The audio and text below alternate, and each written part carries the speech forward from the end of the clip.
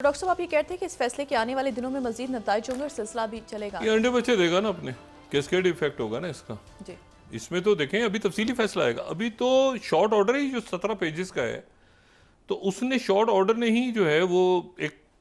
Chargesheet कर दिया ना। अभी जब इसका तफसीली फैसला आएगा, आप तसव्वुर करें कि तमाम जज साहिबान ने इसमें क्या लिखा, क्या मंसूर अली शाह साहब या तरमिनल्लाह साहब या बाकी जो जज साहिबान हैं, सबके नाम मैं नहीं ले रहा, उनके जो तफसीली जब फैसला आएगा तो डिटेल जजमेंट क्या होगी, आप ज़रा तसव्वुर करें। और उस डिटेल जजमेंट के नतीजे में जब इलेक्शन का एक प्रोसेस ही पूरा उसको ही चार्जशीट किया है। अभी हुकूमत में नहीं बात आई या अरेंजमेंट में नहीं बात आई, ये मैं आई रिपीट कि इनके ऊपर अभी कोई बात नहीं आई है।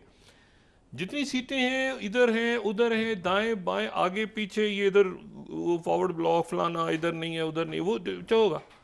ऊपर से एक चीज़ इंडोर्स हो गई है कि इलेक्शन का प्रोसेस जो है वो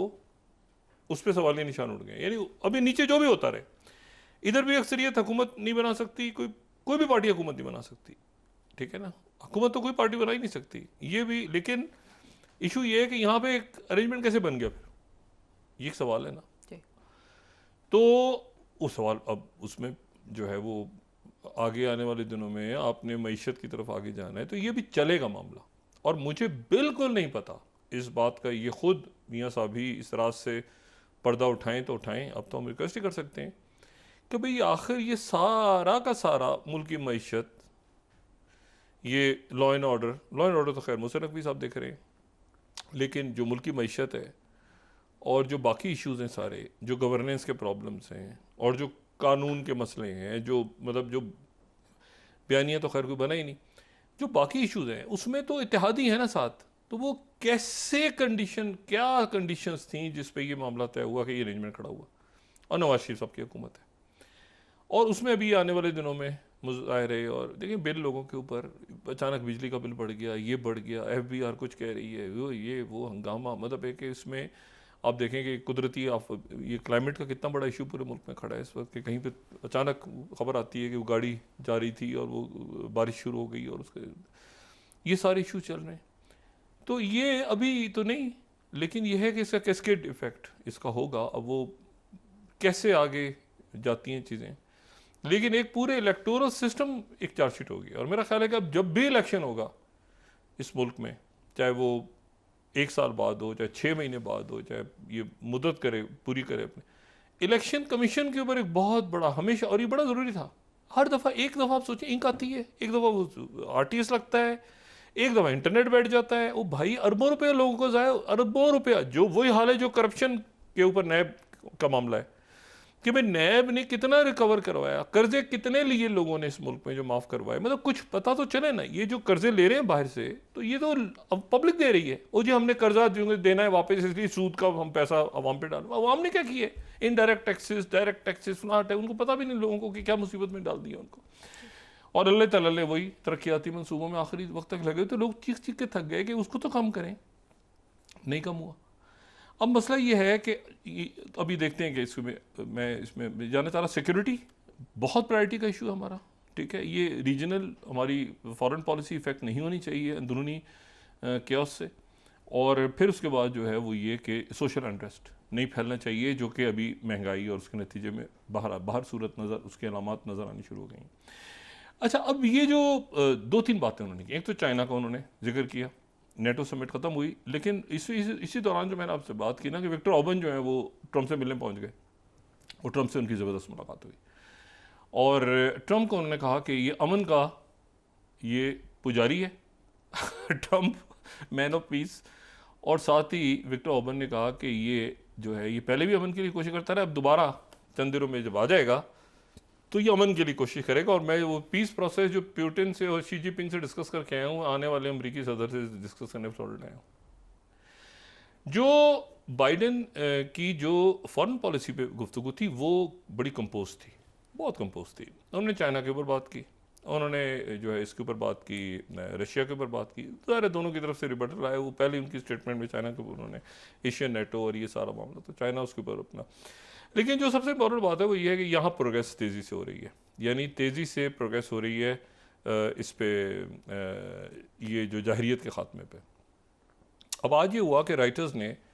एक ख़बर सुबह दे दी, और राइटर्स की जो ख़बर थी वो बड़ी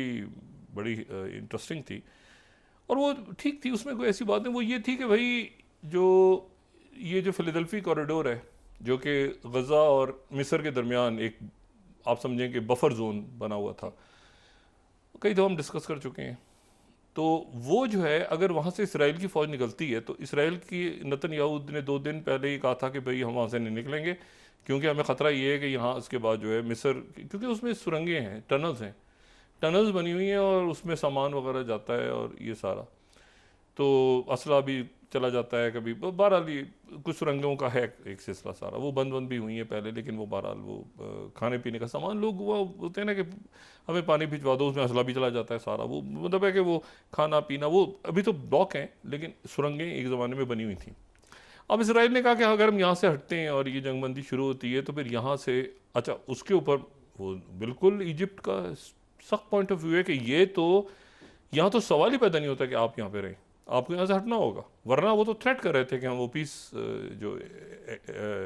एग्रीमेंट है उसे ख़त्म कर देंगे। तो रॉयटर्स ने ये जो 6 स्लाइड है, उन्होंने ये कहा कि भाई, ये रिपोर्ट एक्सक्लूसिव थी रॉयटर्स की, उन्होंने कहा कि इसके ऊपर एक बात ये चल रही है कि जो वहाँ पर उस जगह पर एक सर्वेलेंस सिस्टम लगा दिया जाए, बजाय इसकी कोई फ़ौज हो, किसी फ़ौज की प्रेजेंस की बजाय वहाँ पे एक सर्वेलेंस सिस्टम हो, और वो सर्वेलेंस सिस्टम जो है वो एक बिल्कुल जदीद इलेक्ट्रॉनिक हाई टेक सिस्टम हो जो कि मॉनिटर करता रहे, और फ़ौज ना हो वहाँ पे कोई भी। अच्छा, इसकी पहले तो सख्त तरदीद हुई नेतन्याहू की ऑफिस से, सख्त तरदीद हुई कि उसको फेक न्यूज़, राइटर्स ने कहा कि हम अपनी खबर पे कायम हैं, ये जो टॉक्स चल रही हैं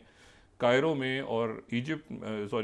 कायरो में और दोहा में, इसमें उसमें एक अहम नुकता ये है इस वक्त कि काफ़ी मामला तो तय हो गए हैं,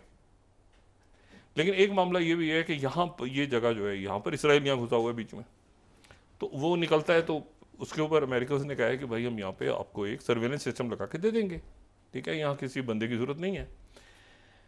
अच्छा, उस पर इसराइल शायद मान भी गया था, लेकिन वो खबर आ गई चूँकि, तो इसराइल के प्राइम मिनिस्टर ऑफिस के तरफ सख्त रिबर्टल आया। थोड़ी देर पहले इजिप्ट ने भी उसकी तरदीद कर दी है सख्ती के साथ। लेकिन ये छोटे मोटे मामला चल भी रहे हैं, जाहिरियत भी हो रही है और शहादतें भी हो रही हैं वहाँ पे, लेकिन ये मामला आगे बढ़ रहे हैं, और इसका जिक्र जो है वो प्रेसिडेंट बाइडेन ने भी किया, क्योंकि मैंने आपसे कहा ना कि लोग वहाँ जितने भी मौजूद हैं, देखिए जो यूक्रेन की जो जंग है ना, उसने तो वो ख़त्म हो जाएगी, यूरोप ने अपने आप को, अभी आने वाले दिनों में देखते हैं कि फ्रांस में कैसे गवर्नमेंट बनती है, बाकी यूरोप में मजबूत लोग हैं ना, उनकी इकॉनमीज वो खड़े, मतलब जैसे तैसे करके वो संभाल। ये जो गज़ा वाला इशू है ना,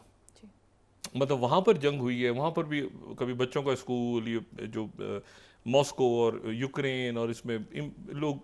मतलब डिस्ट्रक्शंस हुई हैं, इसमें वॉर क्राइम्स भी हुए हैं डेफिनेटली, इसमें बहुत। लेकिन जो यहाँ हुआ है, जो गज़ा में हुआ है, और जो उसको सब अब डर सब रहे हैं कि भाई जब इसे खोलेंगे तो अंदर से क्या निकलेगा, कितनी कब्रें एक जगह पे देखें ना, वो इज्तिमाई कब्रें बच्चों की और औरतों की और आदमी, उसमें इज्तिमाई कब्रें, अस्पताल, ये मीडिया भी नहीं है पूरी। और इसमें जो कमाल है, जो मैं सल्यूट करता हूँ, यानी मुस्लिम ममालिक ने तो जो रोल प्ले किया, जो नॉन मुस्लिम्स का रोल था इसमें,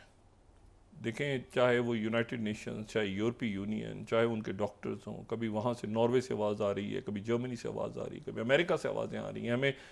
एड के लिए अंदर जाने दी है। जैसे 7th जो उनकी यूएस एड की हैं, 7th पावर जो गालिबन का नाम है, तो वो आ रही हैं अब इसराइल। तो इमदाद का काम भी अब नेतन्याहू आहिस्ता आहिस्ता, मैंने आपसे कहा था कि सिक्योरिटी इस्टेब्लिशमेंट उनकी तैयार हो चुकी है, वो लड़ने के काबिल बिल्कुल नहीं है। हिजबुल्लाह ने बिल्कुल, उनका ये है कि ये मामला तय हो जाए हमास के साथ, तो फिर देखें इस वक्त क्या सिचुएशन है, प्रायोरिटी है फ़लस्तीनियों का तो कत्लेआम, लेकिन उसके साथ ही इसराइल घुसा हुआ है ना, दाएं बाएं भी तो घुसा हुआ है। तो अब मसला ये है कि वो जो, अच्छा ये तो यहाँ तो अभी रफा में तो अभी घुस गया, ये जो फिलाडेल्फिया कॉरिडोर में, लेकिन वो साथ ऊपर भी तो घुसा हुआ है ना, वो जो वहाँ पर भी तो मसला है बहुत बड़ा, जो कि इशू है लेबनान का। और फिर साथ ही सेटलमेंट्स को क्या करना है भाई, अगर वेस्ट बैंक पे आप, वेस्ट बैंक और इसको जो गज़ा है, वहाँ पर एक गवर्नमेंट एक सेटअप आता है, उसकी बात भी हो गई, कल भी बात हुई थी, आज भी हुई है कि एक सेटअप के ऊपर वो नाम भी चल रहे हैं सारे, और वो जाहिर है कि उसमें कैदियों की रिहाई और वो हो रही बात आगे जा रही है। लेकिन इस इशू ये है सारा कि उसमें जो वो सेटलर्स का क्या करना है, वो जो पक्की वहाँ पे ज़मीनें बना के गाड़ के बैठ गए हैं, तो फ़लस्तीनी कहाँ जाएंगे? और फ़लस्तीनी रियासत को, ये फ़लस्तीनी रियासत जो है, जब इंशाल्लाह आज़ाद फ़लस्तीनी रियासत को डाइजेस्ट करना बड़ा मुश्किल है, लोगों से डाइजेस्ट नहीं होगी इतनी आसानी से, चाहे वो दोस्त हों या दुश्मन जो भी हों, क्योंकि ये वो रियासत होगी जिसके पास ऑयल एंड गैस भी अपनी है, जिसके पास समंदर भी अपने हैं, जिसके पास एक ज़बरदस्त कौम है, यरूशलेम है। देखिए ना, मतलब बात यह है कि और वो प्रॉपर लड़के, मतलब जो है ना, वो उन्होंने छीनी है अपनी आज़ादी। तो आप उसमें जो भी करें आप हमास के लोगों के साथ, जो भी, मगर उन्होंने एक यहाँ तक तो लेकर आ गए ना। इशू ये है सारा कि तो लोग कुछ ज़रा डरे घबराए भी हुए, एक मिनट ठहर जाओ यार, आगे पानी का मुआहदा हमें फ़लस्तीनियों से करना है जिनको हम अपने आने की जगह नहीं देते थे मतलब है कि जिनको, मतलब हम लिव कभी, किसी ने तो इतने सालों तक तो कहीं वो महाजिर कैंपों में रहे हैं ना। तो लेबनान में भी मैं साबरा और शतीला के कैंपों में गया हूँ, उनका अच्छा हाल नहीं था। और मैं जब वहाँ पे गया तो वहाँ पर मतलब आप तसव्वुर नहीं कर सकते, मतलब इतनी थोड़ी सी जगह, मतलब एक, जैसे एक घर का दरवाज़ा खोले ना, एक गली में जाएं तो एक गली का दरवाज़ा खोले तो दूसरी गली जो सामने वाला दरवाज़ा है उसके साथ दरवाज़ा टकरा जाएगा। इतने से कैंप्स, इतनी छोटी जगहों पे कैंप हैं जो शायद 20,000 लोगों के लिए बने होंगे, वहाँ को 1 लाख बंदा रहता है स्लम्स। और वहाँ से बाहर निकलने के लिए, मतलब सिर्फ वो कैंप है, उस कैंप से बाहर निकलने के लिए आपको परमिशन चाहिए या आपको रिश्वत खिलानी है, क्योंकि उनके पास ना कोई पेपर है ना, मतलब ये वो महाजिर वाला पेपर है, वो जॉब करने जाएं कहीं तो। और इसीलिए फिर ये हुआ था कि जब सीरिया में अटैक्स हुए मुख्तलिफ जो रेफ्यूजी कैंप्स वहाँ फ़लस्तीनियों के, तो वो इधर आ गए, तो जो रिश्तेदार थे वो एक दूसरे के खिलाफ हो गए कि ये क्या मुसीबत है, तो उस कैंप पे थे, ये भी सारे इधर आ रहे हैं। तो मसला एक बहुत बड़ी क़यामत है जो 1948 के बाद से बपा हुई है इस खित्ते में। तो वो अब जब रिवर्स होने जाएगी तो उसकी वो इतना आसान नहीं है, उसका रिवर्सल जो है। लेकिन ये बात तय हो गई कि सारे अरब ममालिक, सारी दुनिया और यूनाइटेड नेशंस और अमेरिका और पाकिस्तान और क्या पूरी दुनिया अब जनाब इसके ऊपर मुत्तफिक हैं कि 2 रियासती हल ही इसका, ये कुछ इशूज हैं जिनको आपको रिजॉल्व करना है। जैसे कश्मीर इशू है, अब आप उसको मतलब किसी करारदाद के तहत करें, बातचीत के तहत करें, 2 पार्टीज बैठें, 4 बैठें, जो इशू रिजॉल्व करना है आपने कश्मीर का, आप ऐसे नहीं छोड़ सकते। जैसे चाइना इंडिया इशू है, अब आपने कहीं उसको रिजॉल्व करना है ना, कि लोग मर रहे हैं लाखों, तो ऐसे नहीं होता भाई। मिलिट्री इंडस्ट्रियल कॉम्प्लेक्सेस का तो अपना छोड़ देना, पब्लिक लोग हैं ना। तो आपने इन इश्यूज को, फ़लस्तीनियों का भी इशू रिजॉल्व करना है, और ये जहाँ जहाँ पर ये जो पुराने जो कॉलोनी बना के छोड़ के गए हैं, ये उन्हीं का छोड़ा हुआ गंद है ना। तो कि वो मतलब एक तनाज़ा खड़ा करके, ठीक है ना, ये जनाब चाइना इंडिया का यहाँ से नहीं, यहाँ से होगा, कश्मीर जो ऐसे होगा, ये यूँ होगा, उन्होंने करारदादे, दुनिया चीख रही है भाई ये क्या करें। तो ये इश्यूज आपने रिजॉल्व करने ही करने हैं दुनिया ने आगे जाने के लिए, वरना ये मुस्तकिल जुल्म का, बर्बरियत का वहाँ के लोगों के अंदर। तो इसीलिए अब वो तारीख़ी लम्हा है जहाँ पे 2 रियासती हल इंशाल्लाह हमें नज़र आएगा, और बाकी तनाज़ात भी हल होंगे, चाहे वो सूडान में हो रहा हो, चाहे वो बाकी जगहों पे जो कहीं पानी के इशूज़ पे लड़ाई हो रही है, कहीं देखें ये ज़मीन ज़मीन वाली बात हम एक दफ़ा सुनते थे ना, तो वो हकीकतन ऐसे हो रहा है। कहीं पे वो जनाब जो है वो इथोपिया की लड़ाई हो रही है, तनाज़ा खड़ा हुआ है इजिप्ट के साथ, लेकिन फिर चाइना बीच में आ गया। यहाँ पर भी चाइना और रशिया दरमियान में कूदे हैं खामोशी के साथ, उन्होंने दोस्तियाँ करवाई हैं मुल्कों की। तो आप देखें ना कि ये सिलसिला पूरा एक जगह पे कहीं पहुँच जाए, और चाइना और रशिया पीछे रह के उन्होंने जो है वो, और ये बड़ा ज़रूरी है कि ये हुतीज़ आपकी जो शिपिंग लेन्स खुले, मतलब सारे मामलात को इसमें ये जो पॉलिटिकल टर्मोइल है ना, अनफॉर्चुनेटली बहुत ही गलत टाइम पर आ गई है। और अब भी अगर हम जल्दी इसको रिजॉल्व, जितनी जल्दी रिजॉल्व करें ना मुल्क के अंदरूनी पॉलिटिकल, तो हम ये जो बाहर हो रहे हैं ना मामलात, ब्रिक्स के ऊपर एक क्लियर पॉलिसी हमारी बने, SCO में हमारा रोल बनता है, मतलब रीजन में, दुनिया में, डिजिटल करेंसी, यूथ, जो मैं रोज़ कहता हूँ कि यूथ जो है, जो आज आपके लिए बहुत कुछ कर सकती है इस 4th इंडस्ट्रियल रेवोल्यूशन में, ये चंद सालों के बाद बर्डन होगी आपके ऊपर, ये बर्डन होगी कि भाई तो आपने आगे जाना है ना, तो इनसे निकले, इन चीज़ों से, एलीट क्या भी ये फलाना उसका निकले, जान छुड़ाएं, मुल्क आगे जाएगा इंशाल्लाह ताला। जी जी, बहुत शुक्रिया डॉक्टर साहब। नाज़रीन, इसके साथ ही आज का प्रोग्राम अपने इख्तिताम को पहुंचा। मुझे सुमेरा सलीम को इजाज़त दीजिए। अल्लाह ने के बाद। जी डॉक्टर साहब। अपने दोस्तों रिश्तेदारों गिरदोनवाह के लोगों का सब ख्याल रखिएगा।